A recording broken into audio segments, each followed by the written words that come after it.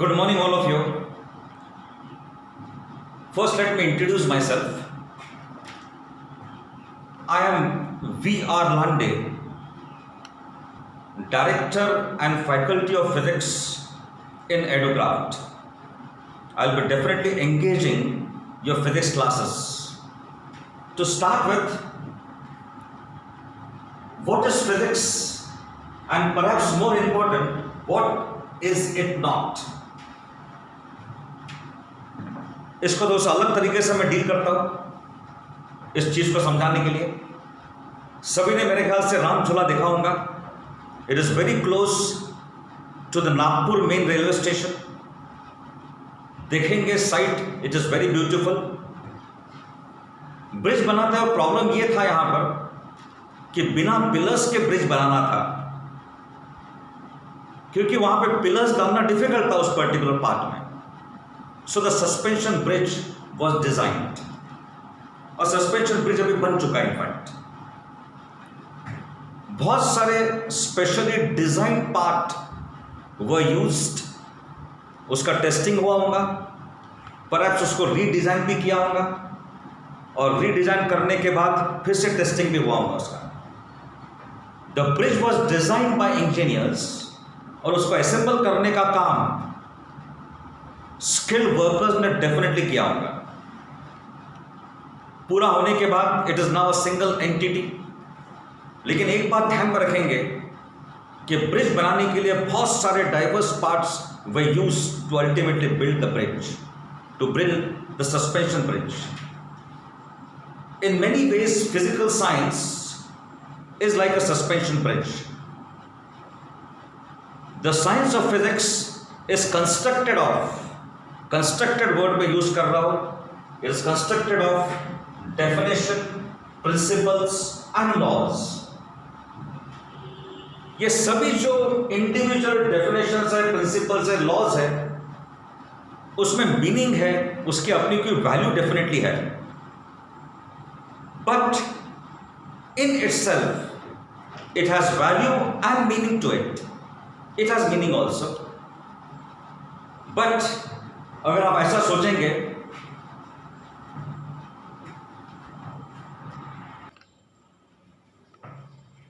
वैसा अगर हम सोचते हैं, हर पार्ट, जैसा मैंने बताया आपको, डेफिनेशंस, प्रिंसिपल्स एंड लॉज, उसका अपना एक महत्व है, बट इंडिविजुअल पार्ट्स अगर आप कंसिडर करेंगे, they do not constitute physics, just as the unassembled part does not constitute a bridge. सबसे इंपॉर्टेंट ये है, इंटर रिलेशन उसके बीच में ज्यादा इंपॉर्टेंट है, ज्यादा फ्रूटफुल है। एक कंपोनेंट ब्रिज का अगर मैं कंसिडर करूंगा तो वो ब्रिज बनाने का जहां तक सवाल है किसी काम का नहीं है। वो उसका अपना महत्व हो सकता है, but as far as the bridge is concerned it is of no importance. उसी तरीके से फिजिक्स में भी सभी लॉज को एक दूसरे के साथ रिलेट करना आपको आनी चाहिए। उसी से इनफैक्ट ब्रिज बनता है, जिस प्रकार से हमने बोला है, the bridge can be build up by integration of different parts. That should be very clear to all of you. Bridge engineers in fact they develop different parts, they test it, and sometimes they improve upon the design, और पूरा improvement होने के बाद ही उसको incorporate करते हैं in the bridge. उसी तरीके से साइंटिस्ट जो रहते हैं, they have developed, tested and improved their definitions and the statements of principles and laws। बहुत सारे रिगरस एक्सपेरिमेंट्स होने के बाद ही जो डिफरेंट स्ट्रक्चर्स है उसको एक्सेप्ट किया जाता है as a part of physics, as the structure of physics. लेकिन ये सब इंप्रूवमेंट होने के बाद भी एक single part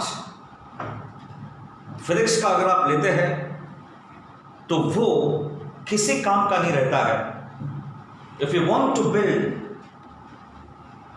a useful and beautiful structure, definitely different parts को आपको जोड़ने आने चाहिए. डिफरेंट पार्ट्स को जोड़कर ही एक ब्रिज बनता है. उसी तरीके से डिफरेंट पार्ट्स को जोड़कर ही फिजिक्स की स्टडी इनफैक्ट की जा सकती है. अभी ब्रिजेस में वैसे देखा जाए तो उसकी अपनी एक लाइफ रहती है ब्रिज की, और उसकी अपनी एक लाइफ होने के बाद द ब्रिज इज डिस्ट्रॉयड, उसको डिस्ट्रॉय कर देते हैं इनफैक्ट, और उसके जगह में एक नया ब्रिज आ जाता है. जैसे आप लोगों को मालूम होगा कि सीताबर्डी का जो लोहा पुल जो है, वैसे देखा है तो ब्रिटिश कंपनी जिन्होंने ब्रिज बनाया था उन्होंने बता दिया है कि ब्रिज की लाइफ कंप्लीट हो चुकी है और उसको गिरा के एक नया ब्रिज बनाना जरूरी है.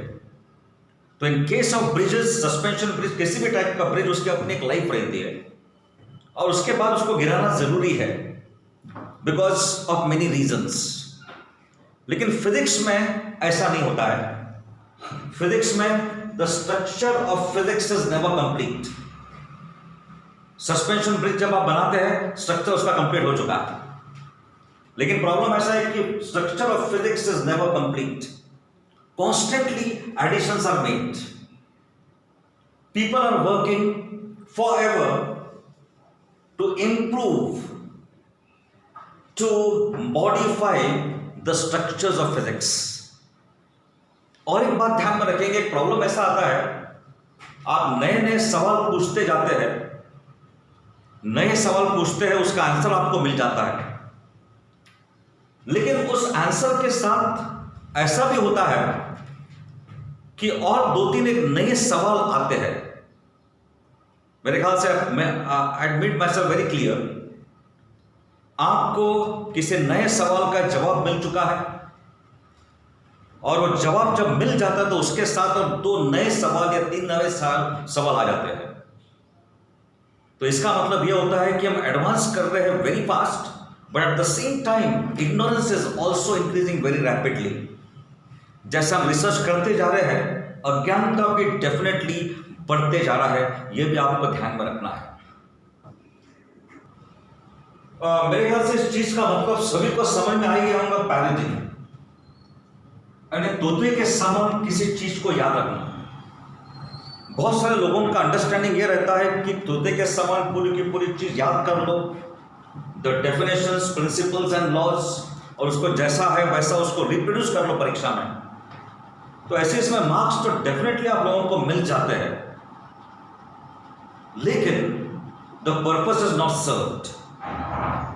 एक और बात, अब जैसे कि पैरेट को आप सिखा सकते हैं that velocity is equal to distance upon time. Parrot को यह भी सिखा सकते हैं that acceleration is equal to change in velocity upon time. तोता जो रहेगा इसको बार बार रिपीट कर सकता है the definitions, the definition of velocity, the definition of acceleration. लेकिन ध्यान में ये रखेंगे आप यहां पर कि रिपीटेशन तो डेफिनेटली कर सकता है, बहुत अच्छे से कर सकता है वो, लेकिन ये वेलोसिटी का और एक्सीलरेशन का उसको कोई मतलब नहीं है. He does not have any value for this, the definition of velocity and definition of acceleration. और एक बात, पैरेट जो रहेगा इवन रिलेशन डिराइव नहीं कर सकता है. Relation between what? Velocity, time, distance and acceleration, इसके बीच में वो रिलेशन भी इनफैक्ट डिराइव नहीं कर सकता है. तो your understanding of the different laws and the principle are definitely more important. जैसे अब एक सिंपल तौर पे हम बताना चाहेंगे, तोते के लिए वेलोसिटी का कोई मतलब नहीं है, एक्सेलरेशन का कोई मतलब नहीं है, लेकिन वो डेफिनेशंस बार बार डेफिनेटली बोल सकता है. लेकिन कंसेप्ट जब तक क्लियर नहीं रहते हैं आप फिजिक्स को यूटिलाइज ही नहीं कर सकेंगे टू गेट सम रिजल्ट्स. जैसा कि मैं बोलता हूं कि इंग्लिश का जो वर्ड है ग्रीन, जैसा ग्रीन वर्ड हम बोलते हैं वैसे आपके आंख के सामने ग्रीन कलर आ जाता है. इसका मतलब यह होता है कि ग्रीन कलर का आइडिया जो भी है it is very clear in your mind. Green colour बोलने से ही ग्रीन कलर आपके आंख के सामने आ जाता है। कंसेप्ट फिजिक्स के इसी तरीके से क्लियर रहेंगे तो ही बात आगे बढ़ सकती है। एक और दूसरा उदाहरण मैं आपको देता हूं। जैसा फिजिक्स अगर आपको मालूम ही नहीं रहा है तो भी लेट अस से दिस इज अ टेबल, और या किसी को भी बता सकते हैं कि this are the legs of the table.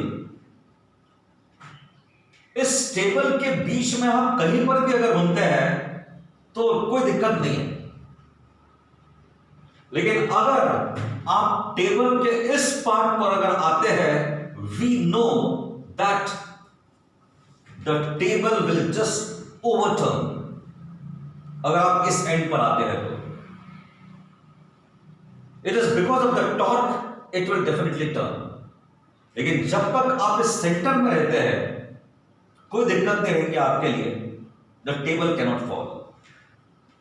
So well this is definitely something to do with physics. लेकिन आइडियाज अगर ऐसे क्लियर अगर रहे, ये तो एक सिंपल उदाहरण है, आइडियाज इसी तरीके से अगर क्लियर रहे तो उसके डेफिनेटली काफी एप्लीकेशंस आपको डेफिनेटली मिल सकते हैं। Now what does explain mean? इसको भी समझ लेंगे बहुत अच्छी तरीके से। बहुत सारे लोगों का अंडरस्टैंडिंग ये है that science can explain everything, but the question arises, what do you mean by explain and explanation? इस पे बहुत सारी बातें डिपेंड करती हैं। अब उदाहरण के तौर पर एक पार्टिकल को अगर आपने पर्टिकुलर हाइट से छोड़ दिया तो डेफिनेटली इट विल फॉल। अगर एक पार्टिकल को आपने ऐसा पुश दिया और वो एक डायरेक्शन में चलते ही गया तो आप सोच में पड़ जाएंगे कि ऐसा हुआ क्यों। But we know for certain that the particle is bound to fall. अब दूसरा सवाल यह आता है कि पार्टिकल अगर आपने रिलीज कर दिया तो it falls. Why does it fall? दो पार्टिकल्स के बीच में कोई कनेक्शन नहीं है, और कनेक्शन नहीं रहने के कारण भी उसको किसी धागे से आपने बांध के रखा हुआ नहीं, there is no connection, even then one particle how can it exert force on the other particle? ये दिमाग में आता ही है। What are the forces? How can one particle exert force on the other? This can be a problem. This needs an explanation. बहुत सोचने के बाद ultimately you are pushed to the wall. It so happens कि यहां पर इस चीज का explanation clearly अभी तक दिया गया नहीं है। Let it be very clear. तो हम क्या करते हैं, one particle can exert force on the other particle, और हम बोल देते हैं it is because of gravity। हमने एक नाम दे दिया and nothing else। फिर ये मत पूछो कि ग्रेविटी कहां से आया, और ग्रेविटी कहां से आया ये बताने के बाद फिर वो कहां से आ गया, and so there is no limit to it। यहां पर अल्टीमेटली बात ये बोल दिया हमने कि each particle will exert a force of attraction on every other particle, and we should be satisfied with this। और एक बात, ग्रेविटी कहां से आ गया, जस्ट फॉरगेट अबाउट दिस। और मैं भी इक्वेशन लिखता हूं, F is equal to G m1 m2 upon r square. This is the force exerted by the particle of mass m1 on mass m2, और दोनों के बीच में सेपरेशन कितना इज इक्वल टू r। इसको हम रिफर करते हैं न्यूटन्स लॉ ऑफ ग्रेविटेशन। जैसा ये एक्सर्ट फोर्स करेगा इसके ऊपर में, ये एक्सर्ट फोर्स करेगा on m1। So well this is the equation which is written, this is Newton's law of gravitation. अब वो ग्रेविटी कहां से आ गया, फॉरगेट अबाउट दिस, लेकिन इस प्रकार का रिलेशन आपको मिल चुका है कि फोर्सेस के बीच में रिलेशन क्या है, what is the relation between the force, mass and the distance, ये हमने निकाल दिया। मैं ज्यादा डिटेल में नहीं जाता, इतना बोलूंगा that if you are sufficiently talented mathematician, इस इक्वेशन को यूज करके डिफरेंट सैटेलाइट, डिफरेंट प्लैनेट जो रिवॉल्व कर रहे अराउंड द सन, उसका एग्जैक्टली पाथ कैसे रहेगा you can find out by using this equation. Different planets which are revolving around the sun, उसका पाथ कैसा रहेगा, दिस वी कैन नो। अगर आपने प्रेडिक्ट कर लिया कि प्लैनेट का पाथ ऐसा रहना चाहिए, लेकिन अगर उसकी चाल बिगड़ जाती है या वो डिविएट करता है फ्रॉम द पाथ, तो आप ये भी प्रेडिक्ट कर सकते हैं कि दूसरा कोई प्लैनेट उसके पास में है जिसका में इसकी चाल बदल देगी। तो see the importance of it. इस इक्वेशन को यूज करके डिफरेंट प्लैनेट्स के बारे में भी आपको समझ में आता है। The orbits, you can also discover other planets also bye using this equation. Now also explanation का मीनिंग कहां तक आपको जाना उस पर तो डेफिनेटली डिपेंड करता है। इनफैक्ट मैं इतना बोलूंगा कि science can not explain anything at all, लेकिन पत्थर जो नीचे गिरता है हम बोलते हैं बिकॉज ऑफ ग्रेविटी, उसका इक्वेशन लिख के बाकी के एप्लीकेशन हमने देख लिया है। सिर्फ इसी रेफरेंस में और एक बात मैं बताना चाहूंगा कि what is science here. All of you must be knowing this game of chess. अब मान लीजिए इस चीज को अच्छे समझ लेंगे आप, दो प्लेयर्स ये गेम खेल रहे हैं और आप उनका गेम ऑब्जर्व कर रहे हैं। कंडीशन ये है कि आपको जो प्लेयर्स खेल रहे हैं उनसे बात नहीं करनी है, तो सिर्फ आप ऑब्जर्व कर रहे हैं उनका गेम, और गेम ऑब्जर्व करते करते आपको समझ में आ गया है कि हाथी कैसा चलेगा, how will the camel move, how will the king move, ये सब आपको समझ में आ गया है गेम को ऑब्जर्व करने के बाद। इनफैक्ट ऑब्जर्वेशन से आपको रूल्स ऑफ द गेम समझ में आ गया है एंड नथिंग एल्स। लेकिन हाथी ऐसा ही क्यों चलता है, कैमल ऐसा ही क्यों चलता है, इसका जवाब नहीं मिलता है। लेकिन कम से कम the different motions of the different players you get to know. उसी तरीके से नेचर को ऑब्जर्व करने के बाद हमको समझ में आता है the rules of nature, the laws of nature हमको समझ में आ रहा है। अब लॉज कहां से आ गए उसमें हम डेफिनेटली नहीं जाएंगे, लेकिन हम सिर्फ समझने की कोशिश करते हैं द रूल्स ऑफ नेचर। अगर आप बोलेंगे रूल्स कहां से आ गए, क्यों वो बने गए, तो इसके बारे में डिस्कशन करने का कोई मतलब नहीं आता है। लेकिन जैसे मैंने बताया कि ग्रेविटेशनल फोर्स जो दो पार्टिकल्स के बीच में रहता है वो कहां से आ गया, इसमें हमारा कोई मतलब नहीं उसका। हमने सिर्फ इक्वेशन लिख लिया है, इक्वेशन के बेसिस पर हम प्रेडिक्ट कर सकते हैं, हम बता सकते हैं कि what will be the force acting between the two particles, और इसी के बेसिस पर जैसे मैंने बताया the motion of the different planets can be found out. The place of mathematics in physics, to remember physics is a quantitative science. बहुत सारे students जो स्पेशली बायोलॉजी के स्टूडेंट्स के दिमाग में ये बात आती है कि फिजिक्स समझाने के लिए मैथमेटिक्स की जरूरत है क्या,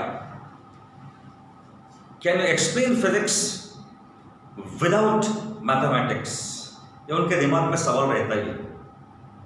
उसका सिर्फ एक ही जवाब है कि अगर आप सेटिस्फाइड हो वहां तक तो कोई प्रॉब्लम नहीं। If you are satisfied with non-mathematical treatment, then well and good. लेकिन इसी रेफरेंस में एक और चीज मैं पॉइंट आउट करना चाहूंगा यहां पर ग्रेविटी के बारे में। जैसे मैंने पहले भी डिस्कशन किया, a body if left to itself definitely it will be attracted towards the earth। दो बॉडीज के बीच में फोर्स ऑफ अट्रैक्शन रहता है। चलो बात यहीं पे खत्म हो गई, कोई मैथमेटिक्स उसका आधार नहीं देंगे, तो बस यहीं पर यू शुड बी सेटिस्फाइड।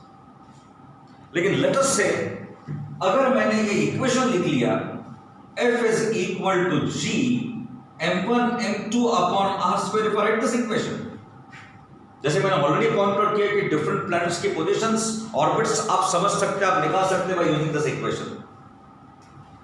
इसी इक्वेशन को यूज करके we can launch a satellite in a circular orbit around the earth. अब एक बात ध्यान में रखो, मैथमेटिक्स है नहीं यहाँ पर, 2 मिनट के लिए मान लीजिए आप. If there is no mathematics, आप सोच सकते हैं कि जैसा सैटेलाइट दूर जाएगा from the earth, what will happen? The gravitational force of attraction will decrease.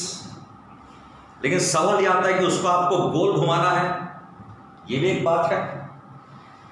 तो जैसा हम सोच सकते हैं कि पत्थर आपने धागे से बांध दिया है, उसको वर्ल कर रहे हैं वर्टिकल इन हॉरिजॉन्टल सर्कल. तो जैसे आप स्पीड पत्थर की बढ़ाते जाएंगे, the tension on the rope will go on increasing, the tension on the string will go on increasing. Because what happens, जैसा उसको वर्ल करेंगे with more speed, centimetre force की जरूरत रहती है पार्टिकल को गोल घुमाने के लिए. सेंटीमीटर फोर्स ज्यादा चाहिए तो definitely what will happen, the tension will go on increasing. अब जैसे नॉन मैथमेटिकल ट्रीटमेंट के बारे में सोचेंगे तो पहले आपने ये सोचा कि सैटेलाइट को जैसे दूर लेके जाएंगे तो उसका वजन कम हो जाएगा. बाद में अगर उसको एक पत्थर को वर्ल किया तो डेफिनेटली पत्थर की स्पीड बढ़ाने से what will happen, the tension will increase. इस प्रकार से आप सोच रहे हैं. अब ये भी सोच सकते हैं कि अगर बकेट में मैंने पानी लिया, उसको वर्ल किया in the vertical circle, speed अगर ज्यादा रहती है तो पानी गिरेगा नहीं नीचे, स्पीड कम रहेगी तो definitely the water will fall. ये सब सोच रहे हैं आप, ठीक है, वेल एंड गुड, डायरेक्शन सही भी है.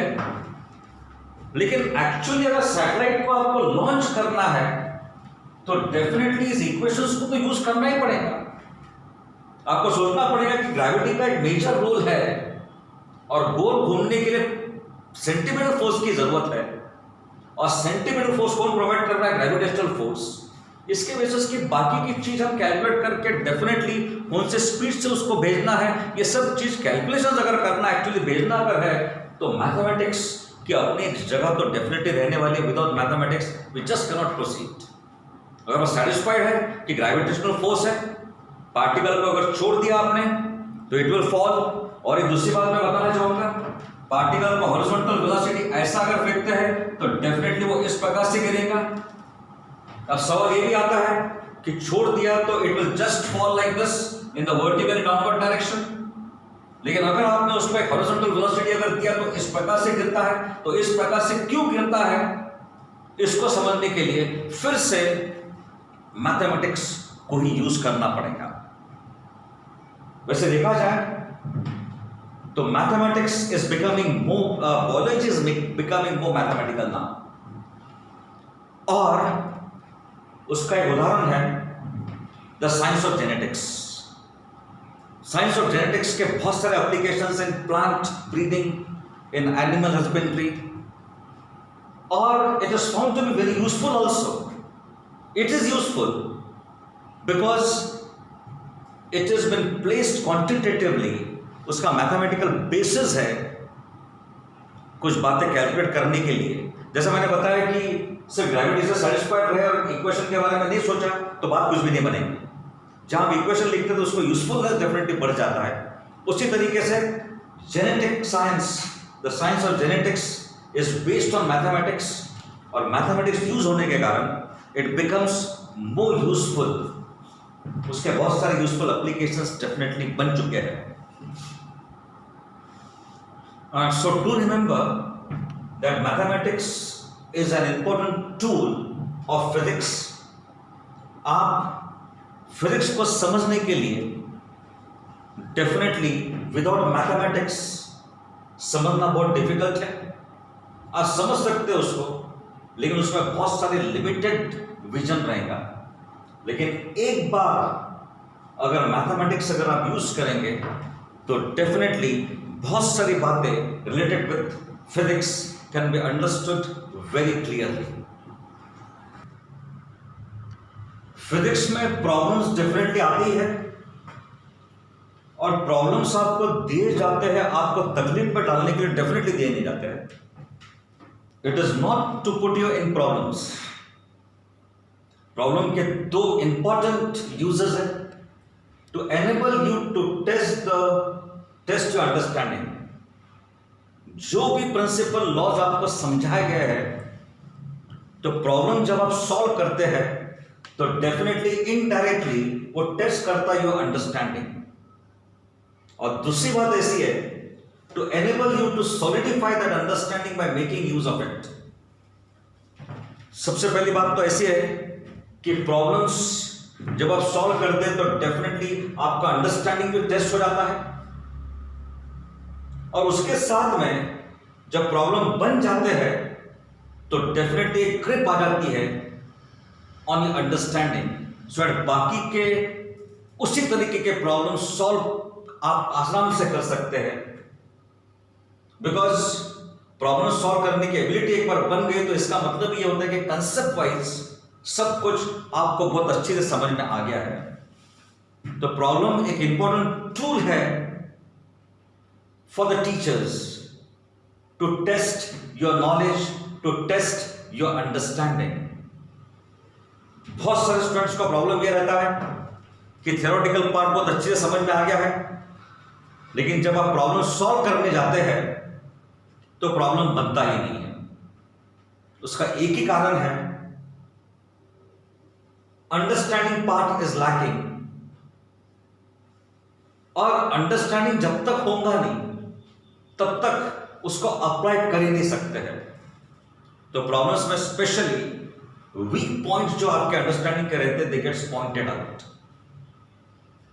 तो ध्यान में रखेंगे, प्रॉब्लम्स की जितनी आप प्रैक्टिस करेंगे उतना ही अच्छा है, और प्रॉब्लम जैसे आप सॉल्व करते जाएंगे तो जो कंसेप्ट है डेफिनेटली ऑटोमेटिकली क्लियर होते चले जाएंगे। ये स्पेशली याद रखेंगे आप। Your attitude to the study of physics is also very important. आपने अगर साइंस लिया है तो either you will be going for general science,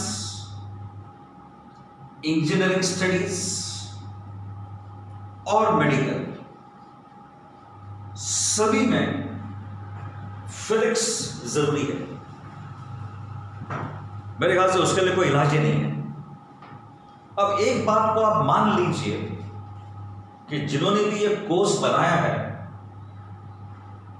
उनकी मैच्योरिटी और उनका बाकी का नॉलेज के बेसिस पे उन्होंने कोर्स डिजाइन किया गया है, और उन्होंने ये समझा है कि आगे भी फिजिक्स आपका बहुत काम का रहने वाला है।